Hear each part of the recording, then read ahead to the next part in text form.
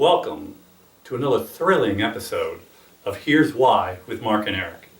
I'm Eric Enge, the CEO of Stone Temple Consulting, and with me is... Mark Traphagen, the Senior Director of Online Marketing for Stone Temple Consulting. So Mark, why is it that Google is not making more use of social signals? Well, a lot of people, Eric, think or assume that Google is, that they draw a lot of signal. And by signal, we should first of all define that we mean what factors in to what ranks in Google search.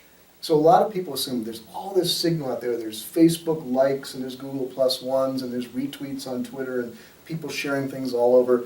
That's got to be a rich source of signal. Most people would assume that Google is probably using that. And certainly, Google has talked about wanting to make use of that, and that is a rich signal.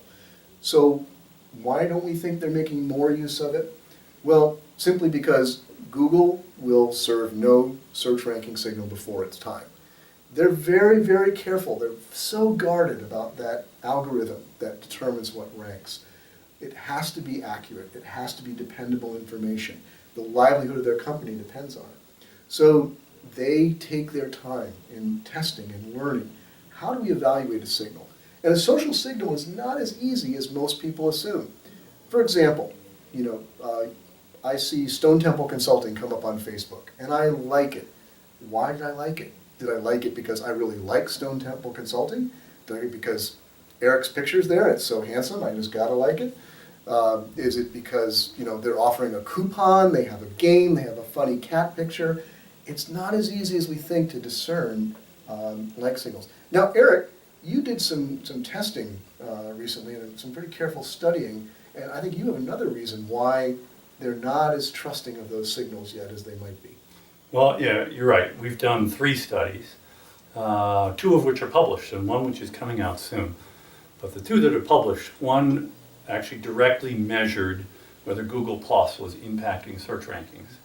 And we shared a bunch of links through Google Plus profiles to pages that had no other links and no other visibility to Google on the web. Like literally no Google Analytics code, no Google Plus API code, nothing. And the long and the short of it is the tests showed no real reason to believe that Google was using a shared link of a web page as a ranking factor, which was pretty interesting. And then on the Facebook study we did it a bit different way. What we did is we took 85 different prominent profiles and we checked 40 different recent posts spread out over a period of a year for those profiles to see whether or not they were getting indexed, the specific updates, they were not getting indexed as much as we thought. It was about 59% were indexed.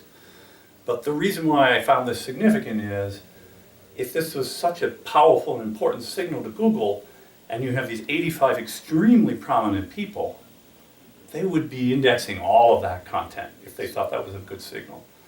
And then we've done a very similar study recently with Twitter, which isn't published quite yet, but it actually shows very similar results, that the indexing is really, kind of poor of those tweets. A little spoiler alert there. Yes. Now, you can go again to the description of this video and get the links to those existing studies, and of course follow Stone Temple Consulting on Google Plus and Twitter to announce when we have that Twitter study out for you.